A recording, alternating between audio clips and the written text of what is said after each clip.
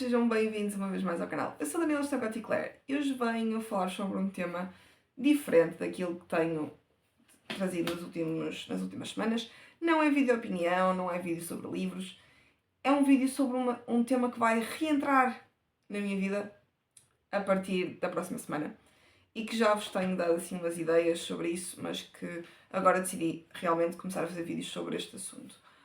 Este é o primeiro de 2 vídeos mais explicativos e depois vão surgir outros. Eu estou a falar sobre o regresso à faculdade, é verdade.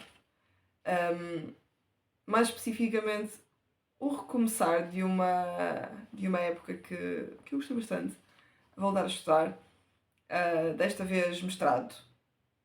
Vou falar um bocadinho sobre mestrado, sobre algumas coisas nesta primeira parte, neste primeiro vídeo. O próximo vídeo já vai ser um bocadinho mais relacionado com a parte da organização, como é que vai ser, mas pronto. Este primeiro vídeo vai ser um bocadinho diferente. Ao longo do tempo vocês vão vendo diários de leitura e de estudos, poderei fazer um ou outro vídeo mais específico sobre alguma temática mais direta em relação ao curso, por isso vão ser vídeos que vão surgindo daqui para a frente. Ora bem, para aqueles que seguem o canal há algum tempo, eu terminei a licenciatura no ano passado.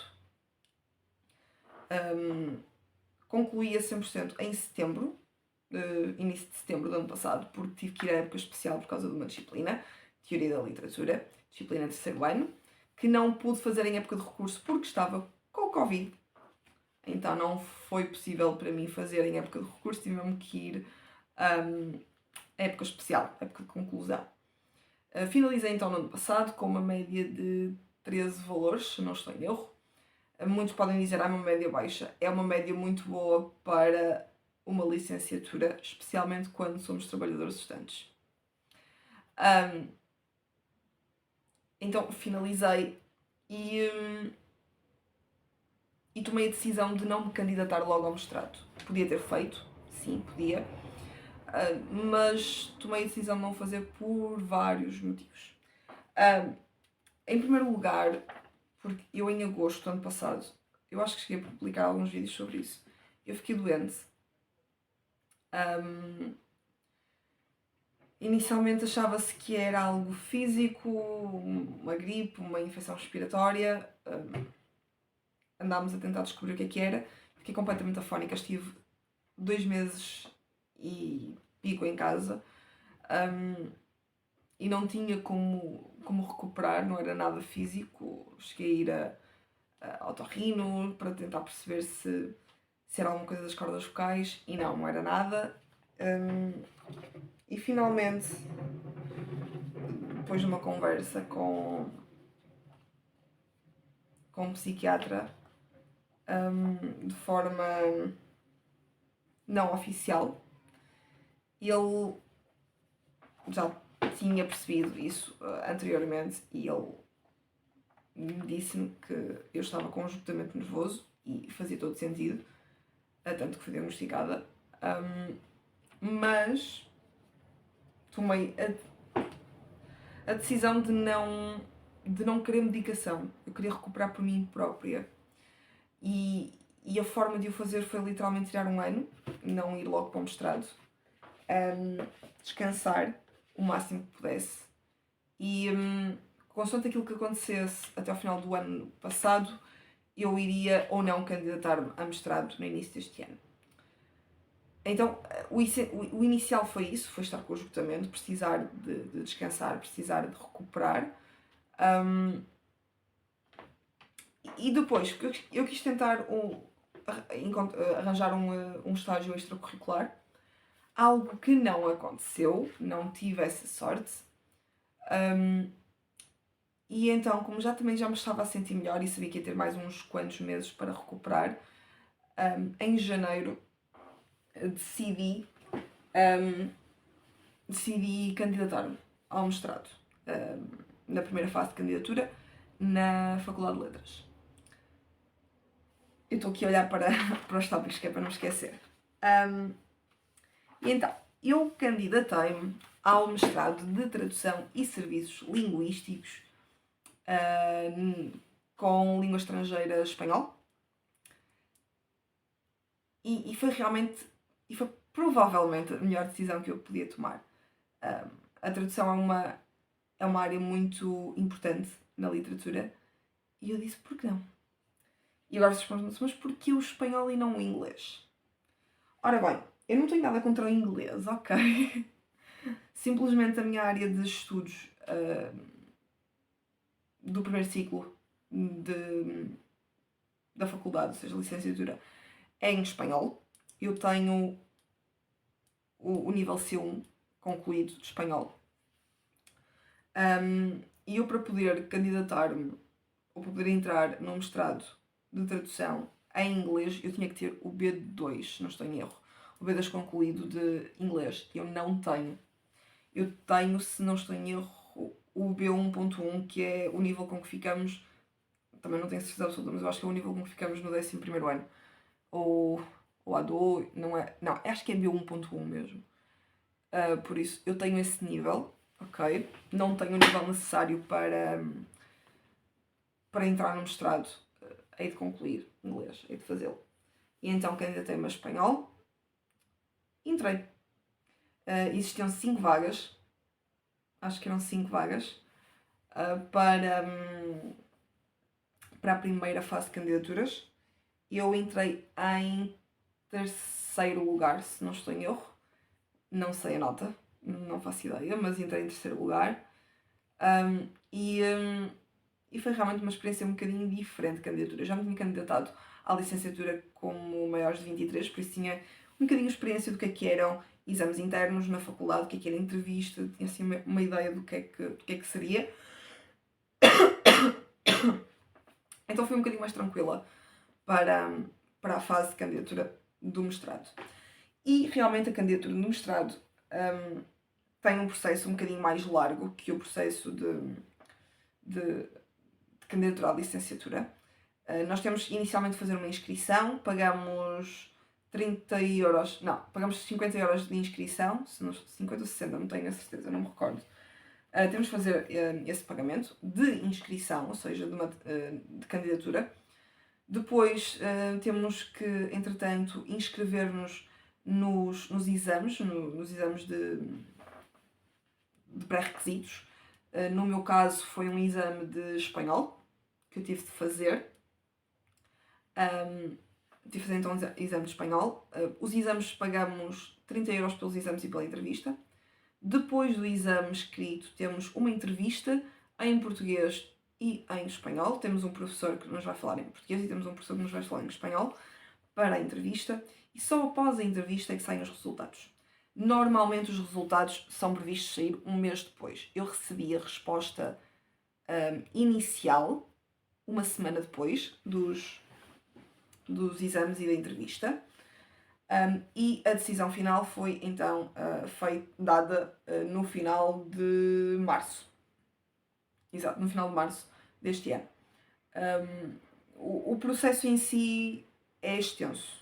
Temos que ser sinceros, eu comecei a candidatura em janeiro, os exames foram em março, final de fevereiro, início de março, e depois os resultados oficiais saem no final do mês de março, matrícula em abril, e é um processo longo. A partir do momento em que nós somos colocados no mestrado, temos que aguardar por uma data específica. Eu acho que foi o início mesmo, os primeiros dias de abril, eu não me recordo agora, porque entretanto também aconteceram umas quantas coisas na minha vida ao mesmo tempo e eu não me recordo de datas. Eu acho que foi no início de abril. Nós temos que fazer a matrícula e a matrícula, se não estou em erro, a primeira fase, lá está, a matrícula está relacionada com as fases de candidatura. Existem 3 fases. A primeira fase é em janeiro, a segunda fase é em maio e a terceira fase acho que é em julho, agosto, uma coisa assim. As matrículas são sempre depois. A minha matrícula foi em abril e no processo de matrícula aquilo que nós temos que fazer é literalmente selecionar o mestrado, preencher as informações que nos pedem e já que fomos colocadas, finalizar a matrícula com o pagamento da primeira prestação da propina. Ora bem, isto é um tema que às vezes dá que falar em relação às propinas. Nós quando fazemos a matrícula na faculdade, seja na licenciatura, seja no mestrado, independentemente de termos feito o pedido de bolsa de estudo, temos de pagar a primeira propina.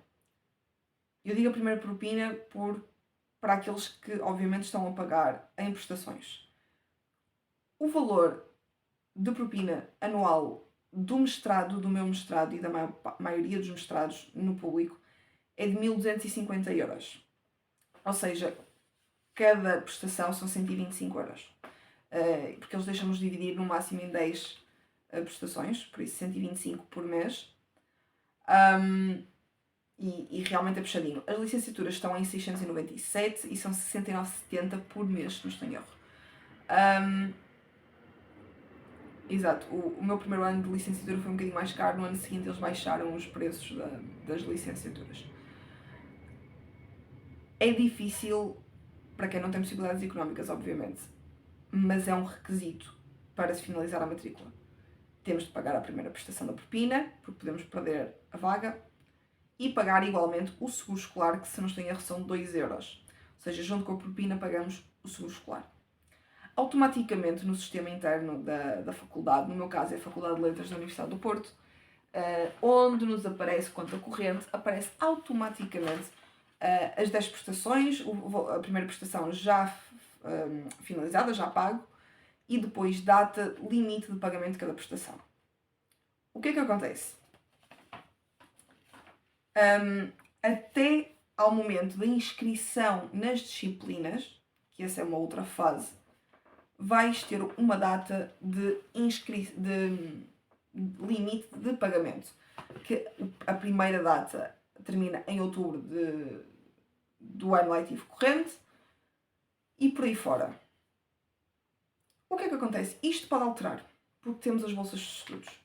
O processo de candidatura à bolsa de estudo começa no dia 25 de junho, acho que é igual em todos os anos. E neste processo nós vamos conseguir solicitar uma bolsa para a fase de ensino em que estivermos. Eu inicialmente fiz o pedido no primeiro ano de licenciatura. Eu própria cometi uns erros a preencher porque não sabia, também por falta de informação existente, e não obtive bolsa, então eu paguei toda a minha licenciatura. Este ano, como já sabia como é que era, já não fiz essa asneira, já preenchi tudo direitinho, já fiz tudo direitinho.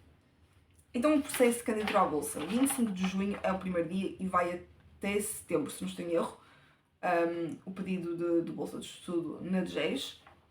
E o processo até é bastante simples.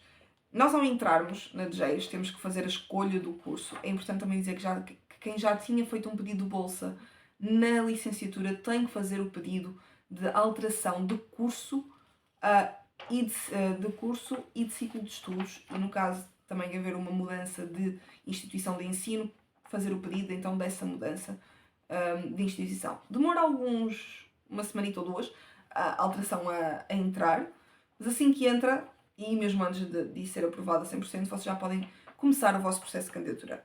E o processo de candidatura passa por algumas fases. Temos uma fase inicial mais informativa em relação aos nossos dados pessoais, aos dados dos nossos estudos prévios, inclusive se temos uma licenciatura terminada, se concluímos com os créditos todos, quantas matrículas tivemos, se temos IRS individual, por aí fora.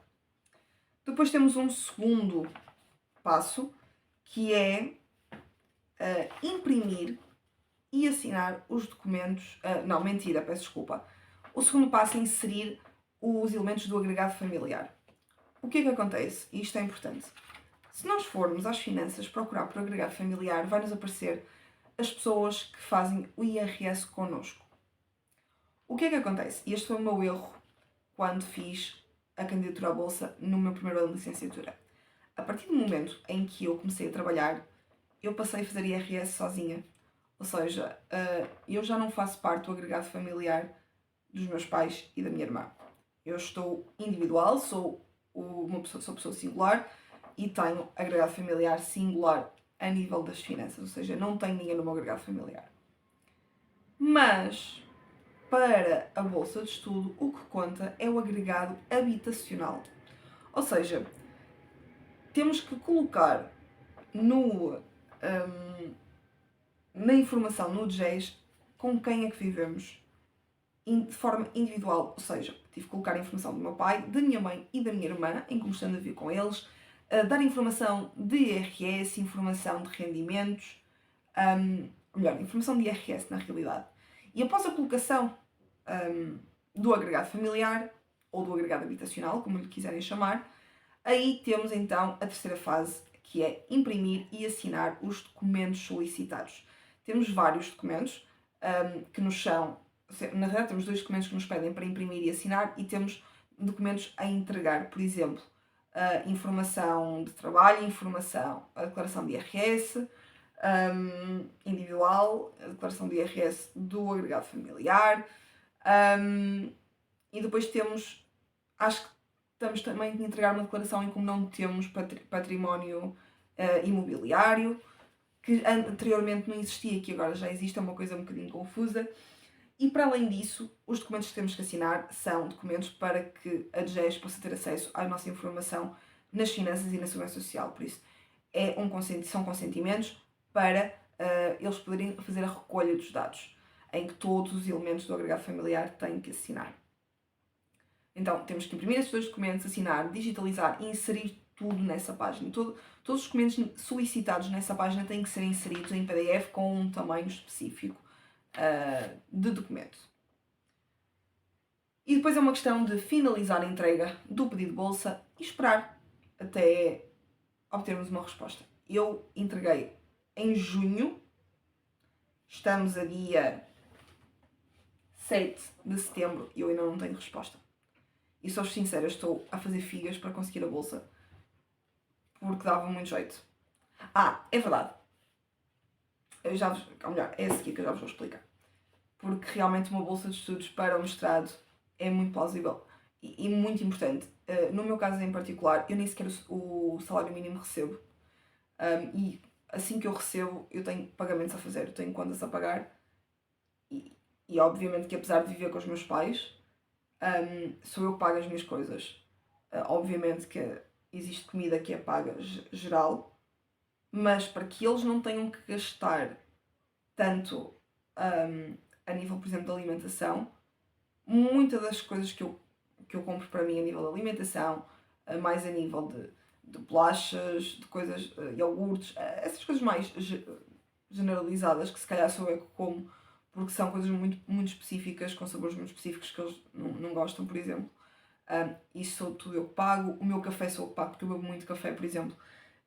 E eu é que pago, não paga mais ninguém por mim. Todo o material a nível de escritório escolar, como quiserem chamar, sou eu que pago. Ainda agora comprei bastante material. Bastante, não é assim nada por além. Eu depois, entretanto, num próximo vídeo vou-vos mostrar isso. E realmente temos que pensar que é necessário estas bolsas de estudo, porque é muita coisa.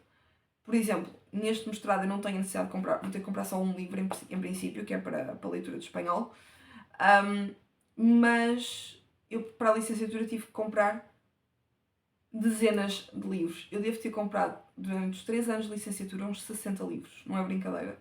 Foram mesmo muitos livros que tive que comprar, de leituras obrigatórias, que tinham que ser lidos, os livros, não havia outra hipótese. E todos sabemos que a literatura em Portugal é cara, inclusive a literatura em língua de origem. Sim, apesar de serem mais baratos na mesma, os livros tanto em inglês como em espanhol, é caro, não é barato, ok? Por isso é sempre complicado. Mas lá está, é isso que eu estou a dizer, eu pago tudo. Tudo aquilo que eu tenho que consumir, eu pago. Para que a minha família não tenha que gastar mais dinheiro. Então, ter a bolsa é algo extremamente importante. Pronto. Passando a fase da bolsa, chegamos à fase de inscrição nas disciplinas. Que este processo no mestrado é um bocadinho diferente do processo na licenciatura. E eu vou tentar falar-vos um bocadinho das diferenças. Na licenciatura, Todos os anos nós fazemos então a inscrição nas disciplinas e mais tarde fazemos a inscrição nas turmas. E ao fazermos a inscrição nas turmas é isso que vai definir o nosso horário. No caso do mestrado, que eu não sabia, e lá está, foi toda uma aprendizagem, nós fazemos a inscrição nas disciplinas. Passado pouquíssimo tempo do início do processo de inscrição, são lançados os horários para cada uma das disciplinas. E não há turmas. E eu isso não sabia. O que é que isto significa? Significa que existe um horário geral do primeiro ano de mestrado, por exemplo, neste caso específico, que é o meu. Não há horários na nossa página individual. Eu sou porque eu mandei um e-mail para a faculdade a questionar e eles disseram, não, entra na página de cada disciplina que tens o horário e é esse o teu horário. É esse o horário que tu tens que estar presente nas aulas. Eu não sabia. Foi a primeira vez e foi realmente uma surpresa. Mas em relação ao processo de inscrição nas disciplinas, também é diferente. Porque não temos que passar por tantos passos. Porque o que acontece é que na licenciatura é considerado renovação da inscrição. Não é inscrição nas disciplinas, é renovação da inscrição, onde obviamente está inserido a inscrição nas disciplinas. Mas esta renovação da inscrição tem um processo mais simplificado do que no mestrado. Então, a inscrição nas disciplinas começou no dia 7 de agosto. Já não me recordo quando é que terminou. Acho que já terminou. Também, ou não. Bem, não sei, não tenho a certeza absoluta, mas porque ainda há pessoas que estão a inscrever-se nas disciplinas, por isso eu não sei até que ponto é que já terminou o prazo ou não. E então o processo é o seguinte: temos que colocar em primeiro lugar as informações pessoais, e aquilo que este ano me chateou um bocadinho nisto é a parte relativamente à profissão. Por exemplo, e vocês sabem o que aconteceu de uma forma generalizada ao meu pai, vai estar desempregado. Com uma incapacidade neste momento, por aquilo que lhe aconteceu, e ele não tem profissão. O meu pai não tem estudos universitários, tem estudos, tem até o 12º ano, mas não tem uma profissão neste momento atual. A última profissão dele, cá em Portugal, era motorista. No estrangeiro fez outras coisas. Era vendedor, se não estou em erro, no estrangeiro. Mas aqui a última profissão dele foi motorista da Uber. Ora bem, quando estamos a fazer então a entrega das informações pessoais, tem as informações sobre o nosso agregado familiar. Lá está, mais uma coisa. Apesar de eu estar sozinha, pede informações do meu agregado familiar. No caso da minha mãe, ou melhor, dos pais, pede informação dos pais, não do agregado geral. No caso da minha mãe foi fácil, porque a minha mãe é licenciada, é professora de profissão, por isso foi fácil voltar a preencher isso. E também foi fácil na ocupação atual. No caso do meu pai, não me permitiu colocar como ocupação desempregado, não me permitiu, literalmente não me deixou, ou melhor, não foi não me deixou, não tinha desempregado, tinha outra opção, e eu tentei, ou não corresponde, ou uma coisa assim, eu tentei as duas opções e não me permitiu. Uma coisa muito estranha. E em relação à profissão, não há as profissões todas no sistema. Aparece, por exemplo, motorista de empresa. Os motoristas de Uber não são motoristas de empresa. E pronto. No caso do meu pai foi esse. No meu caso, a minha profissão atual é operadora de loja. Não é vendedora, é operadora de loja. Quando no meu contrato diz operador de loja. Na Segurança Social diz operador de loja, porque é a minha profissão. Operador de loja, 2º ano. Acho que é assim que se chama.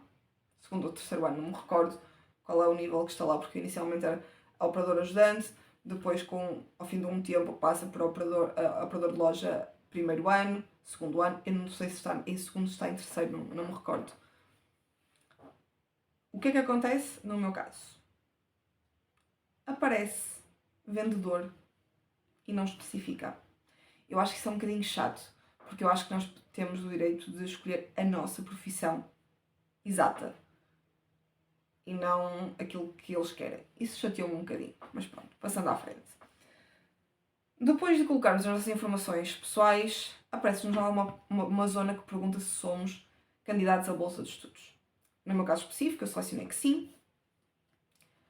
E no final da inscrição nas disciplinas, pede-nos para inserirmos um comprovativo de pedido de bolsa, que eu não fazia ideia onde é que encontrava isso e depois lá consegui descobrir no site da DGES, para comprovar como pedimos a bolsa. Por um motivo que eu já vos explico a seguir.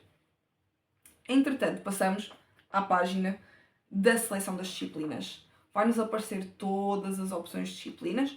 No meu caso, lá está, é tradução e serviços linguísticos, por isso o primeiro ano acaba por ser muito generalizado. A única opção que eu tenho que fazer no primeiro semestre é a língua estrangeira. E depois no segundo semestre, a grande confusão é que, como existem, se não estou em erro, 4 línguas, espanhol, inglês, francês e alemão, na parte de tradução, que é outra coisa que está mal, porque há outros idiomas que podiam estar inseridos e não estão, não interessa, em 2 disciplinas específicas, uma tradução multimédia e outra tradução técnica, aparecem-nos as 4 opções de cada uma para as 4 línguas. Para além, obviamente, da opção da língua estrangeira. Ou seja, o segundo semestre é um bocadinho mais confuso porque há várias... Nós temos no total, no segundo semestre, 8 disciplinas, em que 3 são opcionais e todas as outras são obrigatórias. Pronto, opcionais, temos que escolher a opção da nossa língua estrangeira. Depois há outra coisa. Eu terminei a licenciatura com o nível C1 de espanhol. Não nos dão a opção de C2 no mestrado. Eu vou ter que repetir o C1 quando já o tenho finalizado. Não faz sentido, não é? Pois. Mas é o que acontece. Pronto. Passando a fase de inscrição nas disciplinas, pessoal, muito atentos na inscrição para não se enganarem e não estarem a se inscrever numa disciplina que não é, porque depois vão ter que fazer a mudança de inscrição em unidade curricular e isso está uma trabalheira de caraças. Passamos então a uma página que nos pede para imprimirmos o boletim de inscrição. Este boletim de inscrição pode nos ajudar em diversos aspectos. Por um lado, para entregarmos no nosso trabalho, por acaso estarmos à espera para fazer o pedido de Estatuto de Trabalhador Estudante, por exemplo, para entregarmos, por exemplo, para o passo sub-23 ou por outros motivos. É importante imprimirem o boletim. Então, a nível de inscrição é isto. Porquê que eles nos pedem o comprovativo de pedido de bolsa de estudos? Porque quando depois dessa coisa toda vocês forem à vossa página da conta corrente para verem as datas, limites do pagamento das propinas, vão reparar que lá não aparece nada. Lá aparece-vos a data limite em branco. Ou seja, durante o período de tempo que vocês estiverem à espera para saberem se vão receber bolsa ou não, vocês têm 2 opções. Ou pagam a propina na mesma, ou vão guardando o dinheiro e, no caso de receberem a bolsa, o dinheiro é vosso e não se têm a preocupar. No caso de não receberem a bolsa, têm esse dinheiro para poderem pagar as propinas. Que é o que eu vou fazer provavelmente. Porque não me vou arriscar a ficar com um valor de dívida gigante. Não. Mais coisinhas para este vídeo. Em relação aos horários. Os horários não vão ficar presentes na nossa página individual. Não há turmas. E posso-vos garantir que o número de estudantes até ao primeiro dia de aulas vai aumentar de forma louca em cada disciplina. Literalmente. E pronto. Realmente o processo de candidatura, matrícula, inscrição, pedido de bolsa, por aí fora, é extenso, é complicado, mas se realmente quisermos fazer parte desse grupo, vale a pena. Sem dúvida alguma que vale a pena. E eu estou muito contente porque segunda-feira começam as aulas e vou começar esta tradução que eu amo. Adoro mesmo. No próximo vídeo vocês vou-vos falar um bocadinho sobre as disciplinas, sobre os métodos de organização, aplicações que vou utilizar, material que comprei e que vou utilizar, a minha forma de estudar, e vou-vos falar obviamente do primeiro dia de aulas. Por isso vocês vão ter esse vídeo na próxima semana, porque vou-vos falar um bocadinho de como é que foi, ou melhor, agora estou aqui a pensar, não, vou fazer um vídeo só sobre a primeira semana de aulas para vocês terem uma ideia de como é que foi, de como é que eu me organizei e se vou manter ou não o método. Mas vou fazer isso. Por isso, gente, espero que tenham gostado deste vídeo. Se gostaram, coloquem like, subscrevam o canal, carreguem no sino para receberem todas as notificações e vemo-nos no próximo vídeo. Tchau!